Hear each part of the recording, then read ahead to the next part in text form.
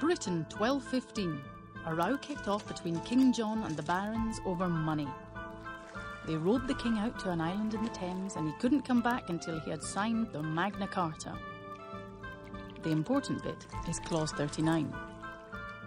No free man shall be imprisoned except by the lawful judgment of his equals or by the law of the land. No one could be locked up without being charged before a court, and everyone was innocent until proven guilty by a jury. This was called habeas corpus. In 1772, a captain of a slave ship brought one of the slaves back to England, so some Quakers got a writ of habeas corpus. The slave was brought before a court, but as there was no charge, he was released. The judge ruled that slavery is so odious that nothing can be suffered to support it. A few years later, Britain banned slavery completely. Habeas corpus was suspended in Britain in the dark days of 1940. The Nazis were on the brink of invasion, so Churchill passed a law giving him the power to lock up fascists without charge.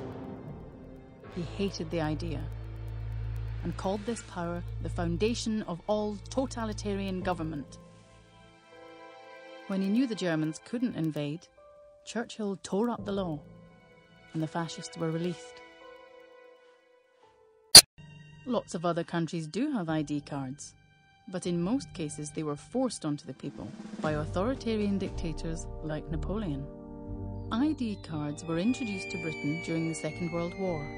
Churchill regretted taking our dearly valued liberties and promised to scrap them once the war was over, but he lost the post-war election before he could, and the incoming Labour government kept them on. The information on the cards shot up, and police began to demand them from people at random. In 1950, Harry Wilcock, an ordinary man from Leeds, took a stand. The police ordered him to show his ID card, but he refused and said, "I am a Liberal and I'm against this sort of thing." He was arrested, but fought his case to the highest court in the land, and as the cards were so hated, he became a national hero.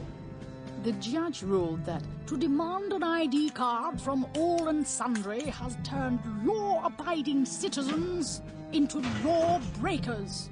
The government abolished the cards and gave the nation back its privacy.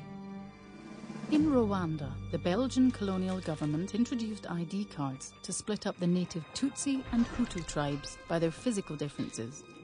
In 1994, the country devoured itself as the Hutus mercilessly attacked the Tutsis. An ID card marked Tutsi would get you killed at any roadblock. As everyone had an ID card, it made the genocide incredibly efficient, and nearly 1 million lives were taken in only 100 days. The secret police in Soviet East Germany had a file on every man, woman and child, with their history from the cradle to the grave, which were used as a means of control. They couldn't computerize these records, as they didn't have the technology. If they had, it would look like the National Identity Register. In 1933, a fire broke out in the Reichstag Parliament in Germany. Hitler declared that this was a terrorist attack by the communists and used the media to spread fear and panic. He then passed the Reichstag Decree, which was an anti-terror law that stated, "It is permissible to restrict the rights of personal freedom." This removed the people's rights to a fair trial and free speech. In 1938, the J stamp on an ID card was used to identify Jewish shops. And on Kristallnacht, their windows were smashed and the Holocaust began. As no one could protest, Hitler was able to build the world's most brutal totalitarian state. In 1939, Germany invaded Poland, and Britain and France declared war. A generation was devastated in the hope that future generations might live without tyranny. In 1945, the Allies declared victory and said never again. To protect the world from war, they had to protect the citizen from the state. If Hitler had not taken the liberties from the German people, they might have stopped Hitler taking Germany to war. In November 1950, the leaders of the war-torn countries of Europe came together to try to prevent these horrors ever happening again. The European Convention on Human Rights was authored by Winston Churchill and contained the fundamental protections of an individual from their own government. These would remain intact in Britain for the next 50 years. Everybody do the post 9/11 dance. Look scared, shake your ass, when the bombs go blast. Everybody shake your post 9/11 thongs. So the dossier was wrong, Jackson will drop a bomb. Sing a song, sing along, Bush and Blair in a tree. K-I-L-L-I-N-G. Shave your beard if you're brown, and you best salute the crown. Or do you like Brazilians and shoot your ass down? Post 9/11 policy might seem harsh, but it's the terrorists' fault. We got ID cards and a congestion charge, and they're extending far. And electronic tags on the chav children's arms. Of course we need Belmarsh.